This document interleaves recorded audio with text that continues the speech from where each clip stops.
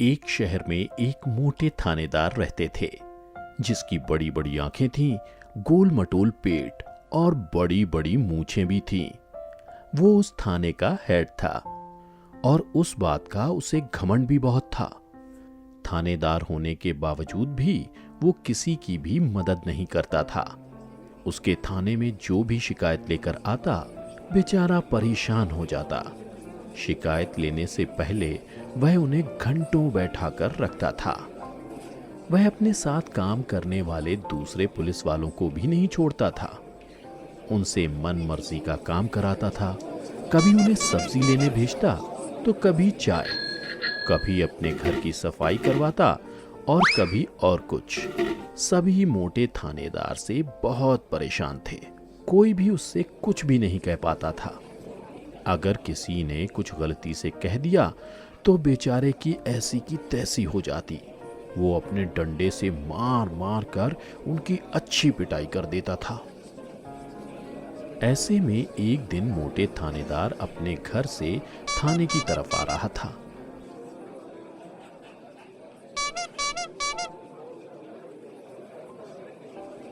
उसने देखा कि सड़क के किनारे कुछ लोग खड़े बातें कर रहे हैं।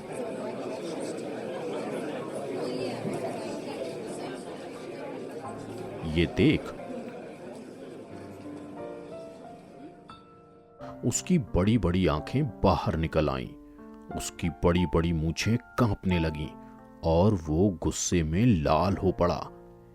ये क्या, मैं आ रहा हूं और लोग मुझे सलाम किए बगैर खड़े खड़े बातें कर रहे हैं? इनकी इतनी हिम्मत! उसने अपने कांस्टेबल से कहा कि उन लोगों को मारकर भगा दो। कह दो कि अब से बाहर खड़े बातें करना मना है। बेचारा कांस्टेबल भी क्या करता। अगर उसने लोगों को नहीं भगाया तो मोटे थानेदार उसे भगा देंगे। लेकिन बातें करना भी तो गलत नहीं है ना। खड़े खड़े क्या सपने देख रहे हो? जल्दी से भगाओ सबको। मोटे थानेदार चिल्ला उठा। कांस्टेबल कांप उठा और जल्दी लोगों को भगाने लगा। जाओ जाओ, सब अपने घर जाओ, यहां खड़े कोई बात नहीं करेगा। मोटे थानेदार ने कहा है आज से कोई सड़क किनारे खड़े बात नहीं करेगा। वहां खड़े सभी चौंक गए। क्या अब से सड़क पर खड़े बात करना मना है? लेकिन इसमें गलत क्या है? बेचारे लोग करें भी तो क्या करें? किसी की इतनी हिम्मत कि मोटे थानेदार को उल्टा जवाब दे। सभी लोग अपना मुंह लटकाकर अपने घर चले गए। ये देख मोटे थानेदार बड़ा खुश हो गया। वो अपने थाने की तरफ खुशी खुशी निकल पड़ा। थाने पहुंचते ही उसने अपने अफसरों को काम पकड़ाना शुरू कर दिया। सुनो, तुम मेरे घर जाओ और जल्दी से घर की सफाई कराओ। तुम बाजार जाओ और रामू काका की दुकान से मेरा खाना लेकर आओ। तुम मेरे स्त्री को दिए हुए कपड़े लेकर आओ।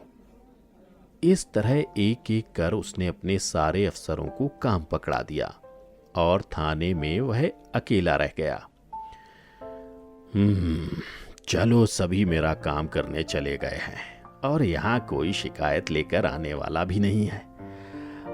मैं कुछ देर सो जाता हूँ।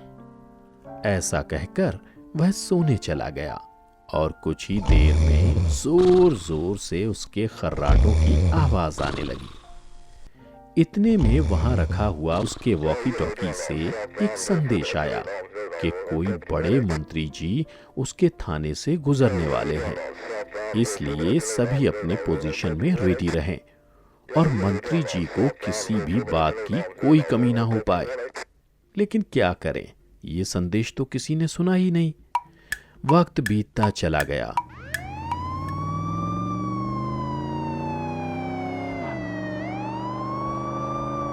और मंत्री जी थाने आ पहुंचे।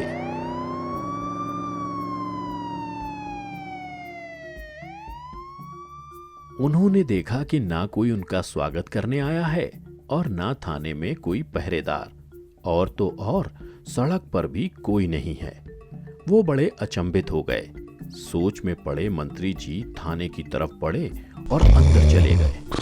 वहां उन्होंने देखा कि एक मोटा सा आदमी मजे से सो रहा है। वो उसके पास गए और उन्हें पता चला कि वो तो थानेदार ही है। मंत्री जी के गार्ड ने थानेदार को उठाया। कौन है रे? किसकी हिम्मत मुझे नींद से जगाने की? गुस्से से लाल लाल थानेदार चिल्ला उठा। उसके सामने खड़े मंत्री जी और उनके गार्ड को देखा। कौन हो तुम लोग और यहाँ क्या कर रहे हो? शिकायत लिखानी है तो पता है ना, इंतजार करना पड़ेगा। और हाँ, मेरे अफसर मेरे काम से बाहर हैं, उनके आने तक कुछ नहीं हो सकता। अब जाओ, वहां जाकर कहीं बैठ जाओ, लेकिन मुझे परेशान मत करना, वरना पता है ना।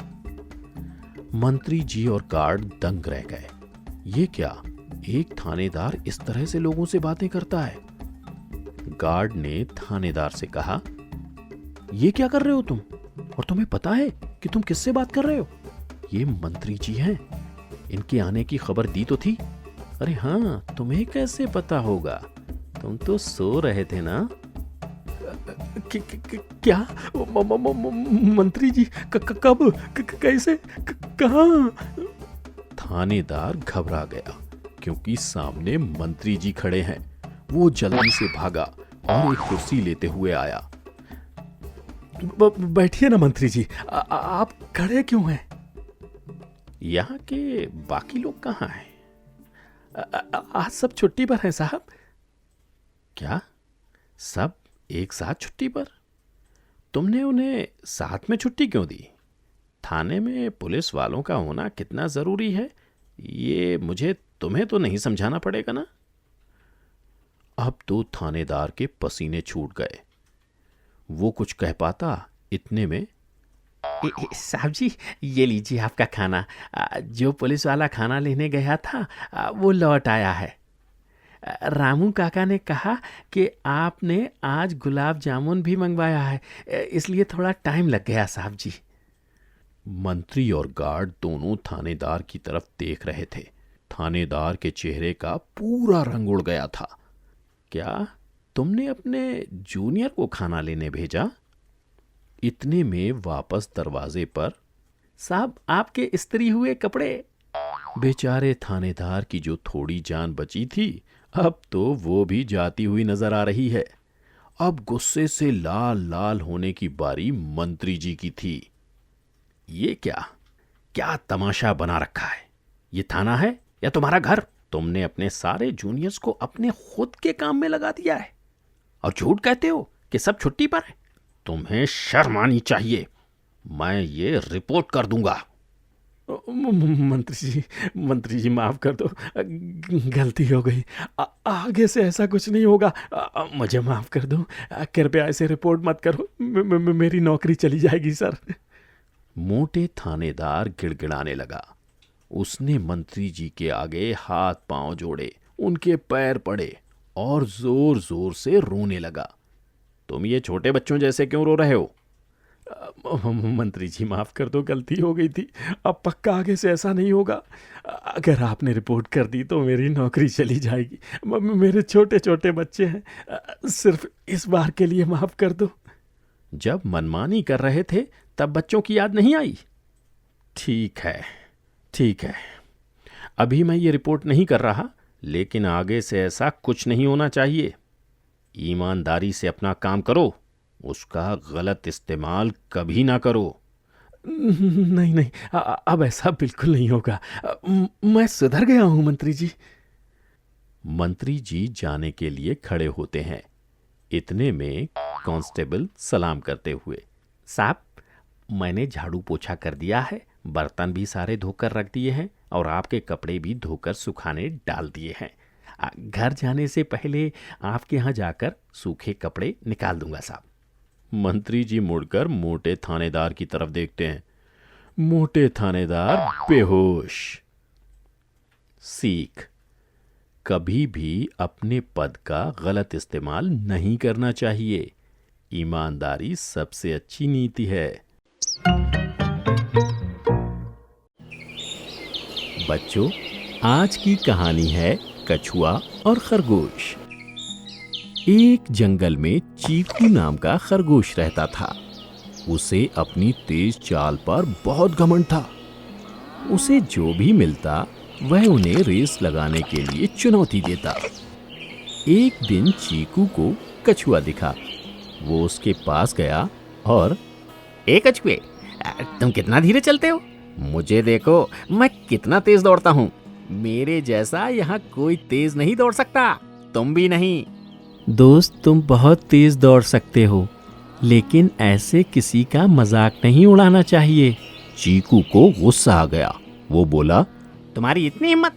तुम्हें अपने आप पर बड़ा घमंड है, हैं? चलो फिर मेरे साथ रेस लगाओ, फिर देखता हूँ तुम्हें। हाँ ठीक है, मैं तुम्हारी चुनौती को स्वीकार करता हूँ। चीकू खुश होकर मन ही मन सोचने लगा, ये कछुआ कितना बेवकूफ है? वैसे भी मैं ही जीतूंगा, फिर इसे मजा चखाऊंगा। तभी वहां से एक शेर गुजर रहा था। वो उन दोनों की बात सुनकर उनके पास आया और बोला, अरे भाई, क्या हुआ? तुम दोनों किस बात को लेकर बहस कर रहे हो? शेर जी, चीकू खरगोश मेरे साथ रेस लगाना चाहता है। चीकू, क्या कछुआ सही कह रहा है? हाँ शेर जी, मैंने कछुए को चुनौती दी है कि वो मुझे हरा कर दिखाए, लेकिन हमारे रेस का फैसला कौन करेगा? बस यही परेशानी है। शेर महाराज जी, क्या आप रेस का फैसला करोगे? हाँ हाँ जरूर, तुम दोनों दौड़ लगाओ, मैं दोनों पर नजर रखूंगा और जीतने वाले के नाम की घोषणा करूंगा। ठीक है शेर जी। अगले दिन दोनों दौड़ लगाने लगते हैं।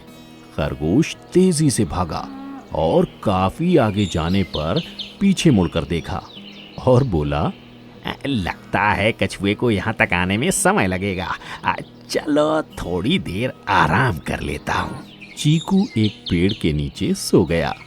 कछुआ उसके सामने से गुजरा और मन ही मन बोला, लगता है खरगोश थक गया, इसलिए यहाँ आराम कर रहा है। लेकिन ये रेस है, मुझे इसे ना जगाकर आगे बढ़ना चाहिए। कछुआ धीरे धीरे लगातार आगे चलता रहा। बहुत देर बाद जब चीकू की आंख खुली और बोला, अरे ये क्या हो गया? कछुआ तो अंतिम रेखा के पास पहुंचने वाला है। मैं क्यों सोया? अब क्या करूं? मुझे भागना चाहिए। चीकू तेजी से भागा, लेकिन तब तक बहुत देर हो चुकी थी और कछुआ रेस जीत गया। शेर खुश होकर बोला, इस रेस का विजेता कछुआ है। शेर खुश हुआ और वहां से चला गया। कछुआ चीकू के पास जाता है और कहता है, चीकू, मैं रेस जीत गया, लेकिन मेरी नजर में हार जीत मायने नहीं रखती। बस हमेशा किसी को भी अपने से कमजोर मत समझना। चीकू रेस हारने के बाद निराश हो जाता है। वह मन ही मन सोचता है, मैं सो गया था, इसलिए कछुआ मुझसे जीत गया, लेकिन मैं इसे दोबारा रेस की चुनौती दूंगा और इस बार मैं ही जीतूंगा। चीकू कछुए के पास जाकर बोला, कछुए जी, मैं रास्ते में सो गया था, इसी वजह से तुम मुझसे जीते, लेकिन मैं तुम्हें दोबारा चुनौती देता हूँ, तुम मेरे साथ दोबारा रेस लगाओ। हाँ हाँ बिल्कुल, मैं तुम्हारे साथ दौड़ लगाऊंगा। दोबारा रेस होती है। इस बार चीकू बिना रुके अंत तक दौड़ता जाता है और कछुए को हरा देता है। चीकू खुश होकर, अरे कछुए, देखा, इस बार मैंने तुम्हें हरा दिया। हाँ, उस दिन भी मैं ही जीत जाता, लेकिन मैं सो गया था, जिस कारणवश मैं तुमसे हार गया। इस बार कछुआ सोच विचार करता है और मन ही मन सोचता है, जिस तरह से ये रेस हो रही है, ऐसे तो मैं कभी नहीं जीत सकता। मुझे इस बार नया तरीका सोचना चाहिए। अरे क्या हुआ कछुए, आप मन ही मन क्या सोच रहे हो? क्या हुआ, अपनी हार को सहन नहीं कर पा रहे हैं? नहीं दोस्त, इस बार मैं तुम्हें रेस के लिए चुनौती देता हूँ, लेकिन रेस की जगह मैं तय करूँगा। हाँ हाँ ठीक है, मैं इस बार भी तुम्हें हराने के लिए तैयार हूँ। अगले दिन रेस शुरू होती है। चीकू तेजी से तय स्थान की ओर भागता है, पर उस रास्ते में एक तेज धार नदी बह रही होती है। चीकू वहीं रुककर बोला, अब मैं क्या करूं? इस नदी को कैसे पार करूं? कछुआ धीरे धीरे चलता हुआ वहां पहुंचता है, आराम से नदी पार करता है और रेस जीत जाता है। थोड़े समय बाद चीकू कछुए के पास आकर बोला, दोस्त मुझे क्षमा कर दो, मैंने तुम्हें कमज़ोर समझा। नहीं नहीं दोस्त, सबकी कोई ना कोई कमज़ोरी होती है। जैसे तुम बाहर तेज दौड़ सकते हो, वैसे ही मैं पानी में तैर सकता हूँ। हाँ, आपने सही कहा। मुझे अपने ऊपर घमंड हो गया था। मुझे क्षमा कर दो। आपसे तुम मेरे दोस्त हो। कुछ समय बाद दोनों ने मिलकर तय किया, अगर हम दोनों एक दूसरे का साथ देंगे तो आसानी से रेस जीत सकते हैं। हाँ दोस्त, अब आखिरी रेस हम मिलकर जीत। इस बार दोनों एक टीम के रूप में दौड़ लगाते हैं। दोनों शुरू होने वाली लाइन पर खड़े हो गए। जैसे ही रेस शुरू हुई, दोस्त मेरी पीठ पर बैठ जाओ। कछुआ चीकू की पीठ पर बैठ गया और चीकू तेजी से दौड़ने लगा। दोनों जल्द ही नदी किनारे पहुंच गए। अब कछुआ बोला, चीकू दोस्त, अब तुम मेरी पीठ पर बैठ जाओ। हाँ हाँ, अभी बैठता हूँ। कछुए ने चीकू को अपनी पीठ पर बैठाया और दोनों ने आराम से नदी पार कर ली। चीकू ने कहा, दोस्त अब तुम दोबारा मेरी पीठ पर बैठ जाओ। हम दोनों अंतिम रेखा तक पहुंचकर इस रेस को समाप्त करते हैं। दोनों ने एक साथ मिलकर रेस पूरी कर ली। दोनों बहुत खुश और संतुष्ट थे। अब दोनों सदैव अच्छे मित्र की तरह एक दूसरे का साथ देने लगे। सीख: टीम वर्क हमेशा व्यक्तिगत प्रदर्शन से बेहतर होता है। बच्चों, आज की कहानी है कौआ बना सबका दोस्त। एक जंगल में बहुत से पक्षी रहते थे। मोर, तोता, कबूतर, चिड़िया सभी एक साथ रहते थे। उन सब की मुखिया कोयल थी। सब कोयल से बहुत प्यार करते थे। एक दिन सब साथ खेल रहे थे, तभी कौआ वो सब देखकर उनके पास जाता है और कहता है, दोस्तों, मैं तुम्हारे बगल वाले पेड़ पर रहता हूँ। क्या मैं भी तुम लोगों के साथ खेल सकता हूँ? कबूतर बोला, नहीं नहीं, तुम तो बहुत बदसूरत हो, तुम हमारे साथ नहीं खेल सकते। तोता बोला, हाँ हाँ, हम सब इतने सुंदर हैं और तुम कितने काले हो, तुम कहीं और जाकर खेलो, हमें परेशान मत करो। कौआ उदास होकर वहां से चला जाता है और मन ही मन सोचने लगा, भगवान, आपने मुझे ऐसा क्यों बनाया? कोई मेरे साथ बात नहीं करता, मुझे अपने झुंड में शामिल भी नहीं करता, सब मेरा मजाक उड़ाते हैं। ऐसा कहकर कौआ अपने घोंसले में वापस चला गया। अगले दिन सभी पक्षी एक साथ खेल रहे थे। तभी मोर आया। उसने सभी को बुलाकर कहा, दोस्तों, कल हमारी दोस्त, हमारी मुखिया कोयल का जन्मदिन है, तो क्यों ना हम सब मिलकर उन्हें तोहफा और दावत दें। हाँ हाँ मोर जी, हम सब दावत की तैयारी करते हैं। कोयल को इस बारे में बिल्कुल भी पता नहीं लगने देंगे। हाँ हाँ, और कल हम सब बहुत मजे करेंगे। सभी पक्षी दावत की तैयारी में लग जाते हैं। एक एक पक्षी को कोई ना कोई काम मिल जाता है। चिड़िया बोली, मैं केक बनाऊंगी और साथ ही ढेर सारी मिठाइयाँ भी बनाऊंगी। मैं अभी केक और मिठाइयाँ बनाने की तैयारी में लग जाती हूँ। मोर बोला, हाँ ठीक है, चिड़िया और मैं सजावट की तैयारी करता हूँ। मैं सारे पेड़ों पर फूलों की सजावट करता हूँ। कबूतर बोला, और मैं कोयल को व्यस्त रखूँगा ताकि वो यहाँ ना आ सके। उन्हें इस बारे में हम बिल्कुल भी पता नहीं चलने देंगे। सभी लोग पार्टी की तैयारी में लग गए। कौआ सभी को दूर से देखकर मन ही मन उदास हो रहा था और सोच रहा था, सब कितने मजे से मिलजुल कर काम कर रहे हैं और मैं यहाँ इन सबको देख रहा हूँ। अगली सुबह मोर, चिड़िया सभी कोयल को जन्मदिन की मुबारकबाद देते हैं और साथ ही साथ उन्हें सरप्राइज देते हैं। कोयल ये सब देखकर बहुत खुश होकर बोली, मैं तुम सबको धन्यवाद करती हूँ। तुम सब ने मेरी जन्मदिन की कितनी तैयारियां की। धन्यवाद दोस्तों। और सब पार्टी दावत में मजे करने लगते हैं।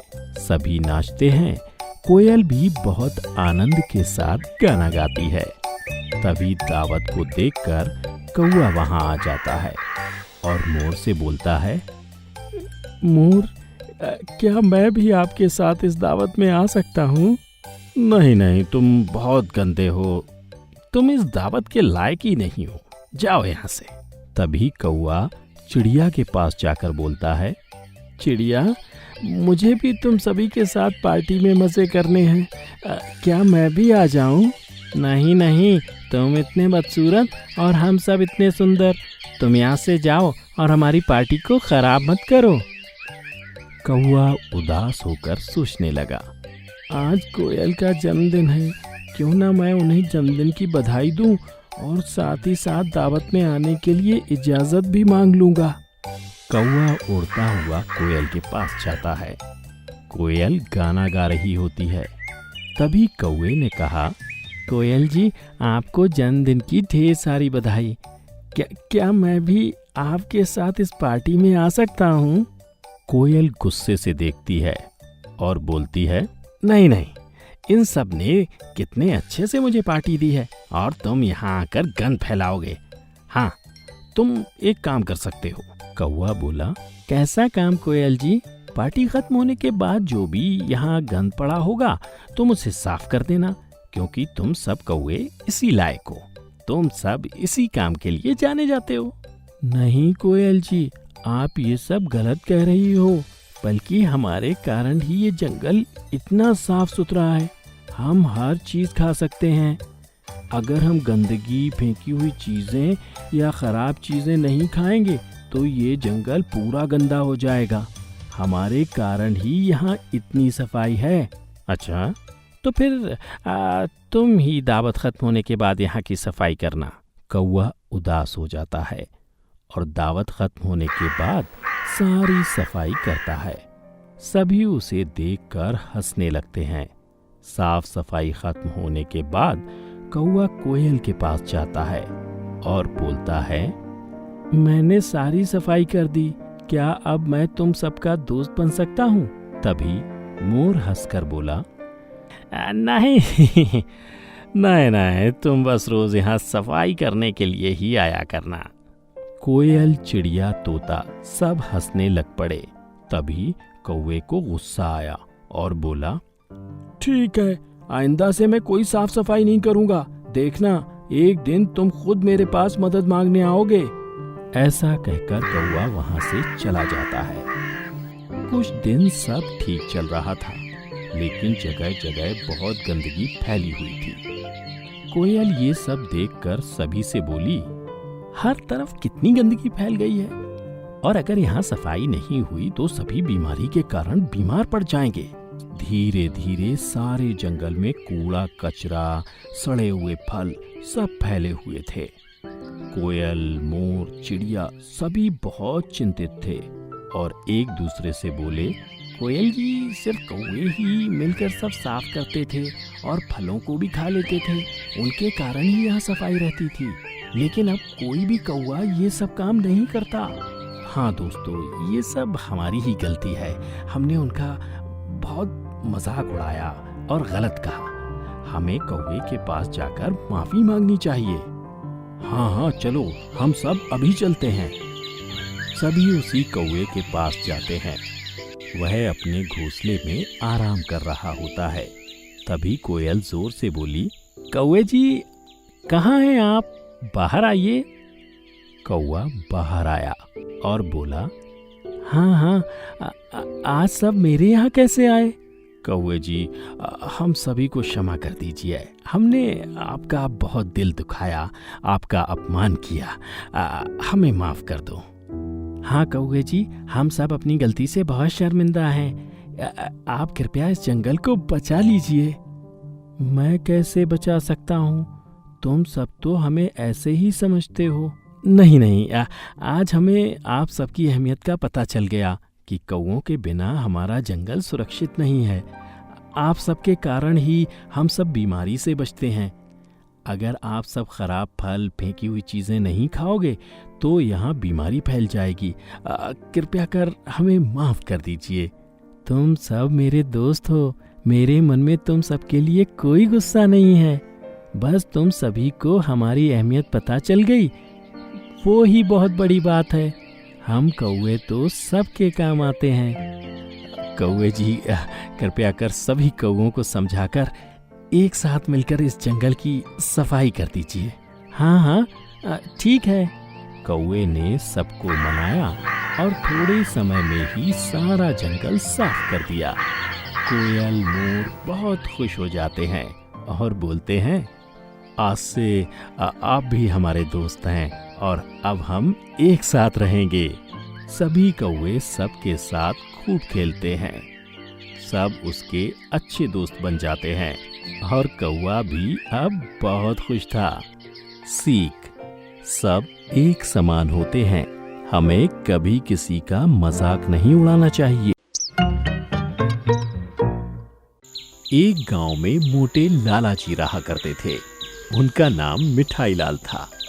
उन्हें मिठाई खाना बड़ा पसंद था। उनका जब भी दिल मिठाई खाने को करता, वो हलवाई की दुकान पर पहुंच जाते और बोलते, अरे भाई, मुझे खाने को ढेर सारी मिठाई लेकर आओ। हाँ हाँ लाला जी, अभी लाता हूँ। और लाला जी ने एक झटके में सारी मिठाई खा ली। उसने दुकान की सारी मिठाइयाँ मिनटों में खत्म कर दी। मिठाई वाला घबरा कर बोला, अरे अरे लाला जी, आपने तो सब कुछ खत्म कर दिया। मेरी दुकान में अब एक भी मिठाई नहीं बची। अब मुझे दोबारा सब कुछ बनानी पड़ेगी। हाँ हाँ बनाओ, मेरा पेट अभी भरा नहीं है। दुकान वाला मन ही मन पछताने लगा। एक दिन मिठाई लाल की पत्नी बोली, क्या आप भी मिठाई खाते रहते हो? पहले इतने मोटे हो, ऊपर से और मिठाई खाते रहते हो। अब तो सब पड़ोसी भी हमें अपने घर बुलाने में कतराते हैं। भाग्यवान, मुझे जलेबी, लड्डू, बर्फी बहुत पसंद है। ऊपर से चंदू हलवाई इतनी स्वादिष्ट मिठाई बनाता है कि मेरा खाने को दिल कर जाता है। और पड़ोसी तो सब अपने हैं, मैं तो उनके घर बिना बुलाए भी जा सकता हूँ। ऐसा सुनकर पत्नी किसी और काम में व्यस्त हो गई और मन ही मन बोली, इनका तो कुछ नहीं हो सकता। एक दिन चंदू हलवाई जलेबी और लड्डू बना रहा था। तभी उसकी खुशबू मिठाई लाल को चंदू हलवाई की दुकान तक खींच लाई। मिठाई लाल वहां जाकर बोला, चंदू, तुम अभी क्या बना रहे हो? मैंने अभी ताजी जलेबियां बनाई हैं, तुम खाओगे? हाँ हाँ, जल्दी से दो, मुझसे अब रहा नहीं जा रहा। और ऐसा करके मिठाई लाल ने ढेर सारी जलेबियां खा ली। एक दिन मिठाई लाल ने रात का भोजन किया और उसके बाद मिठाई लाल को गुलाब जामुन खाने का बड़ा ही मन किया। वह पत्नी से बोला, भाग्यवान, खाना खाने के बाद गुलाब जामुन खाने का बड़ा मन है, तुम बना दो। मैं क्यों बनाऊं? आप चंदू हलवाई के पास जाओ। मिठाई लाल एकदम से उठा और चंदू हलवाई की दुकान पर गुलाब जामुन खाने के लिए दौड़ पड़ा। पर दुकान बंद हो चुकी थी। मिठाई लाल को गुस्सा आया और बोला, आज चंदू ने दुकान बड़ी जल्दी बंद कर दी। अब मैं क्या करूं? गुलाब जामुन खाने का बड़ा मन था। मिठाई लाल घर आकर पत्नी से बोला, आज चंदू ने जल्दी दुकान बंद कर ली, अब मैं क्या करूंगा? गुलाब जामुन खाने का बड़ा मन था। बहुत रात हो गई है, दुकान तो बंद होनी ही थी। आप ऐसे ही सो जाइए, कल खा लेना। मिठाई लाल बिस्तर पर सो गया। उन्हें गुलाब जामुन खाने का इतना मन था कि नींद में भी वो गुलाब जामुन का सपना देखने लगे। सपने में उन्होंने देखा, अरे वाह, लड्डू का पहाड़, जलेबियां, बगल में टब भर के गुलाब जामुन, मैं सब खा जाऊंगा। और तभी मिठाई लाल जी सपने में गुलाब जामुन से भरे टब में कूद पड़े और आराम से चारपाई से नीचे गिर गए।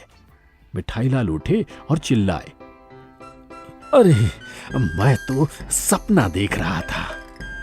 जब वह उठने लगे तो उनके हाथ में बड़ा दर्द हुआ। आप चारपाई से इतनी जोर से गिरे कि आपके हाथ में चोट लग गई है। मिठाई लाल अपने ऊपर हंसने लगे। अगले दिन उनके पड़ोसी के यहाँ दावत थी, लेकिन उस दावत में मोटे लाला जी को किसी ने नहीं बुलाया। मोटे लाला जी को जब पता चला तो वह बोले, लगता है पड़ोसी मुझे बुलाना ही भूल गए। मैं खुद इनकी दावत में चला जाता हूँ। मोटे लाला जी पड़ोसियों के यहाँ दावत खाने चले गए। सब देखकर हैरान हो गए। तभी उनका पड़ोसी मदन बोला, लाला जी, हमने तो आपको बुलाया ही नहीं और आप फिर भी यहाँ चले आए।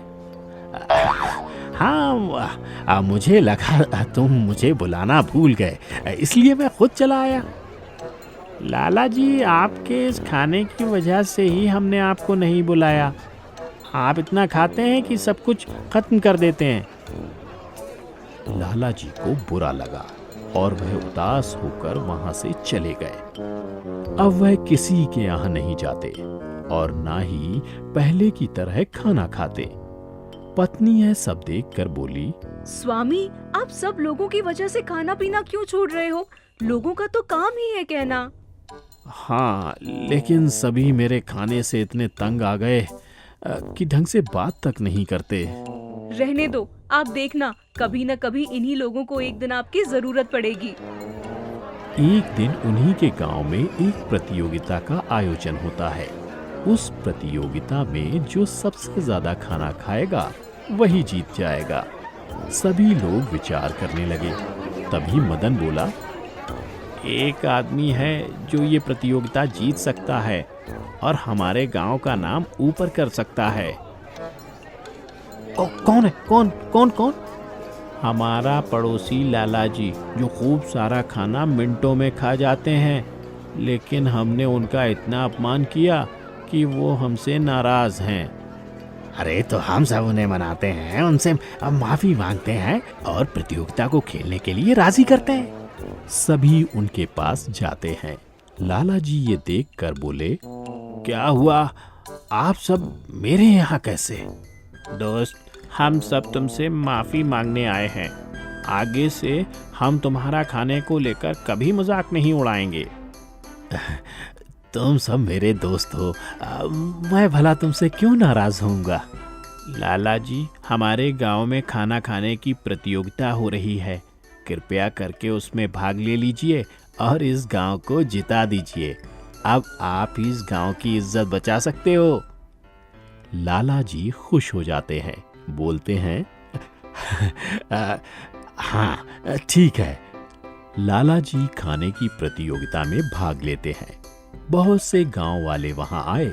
अलग अलग गांव वालों ने उसमें हिस्सा लिया। प्रतियोगिता शुरू हो जाती है। लाला जी मन ही मन बोले, देखना, अब मैं ही ये प्रतियोगिता जीतूंगा। लाला जी ने फट से सारा खाना खा लिया और वह ये प्रतियोगिता जीत गए।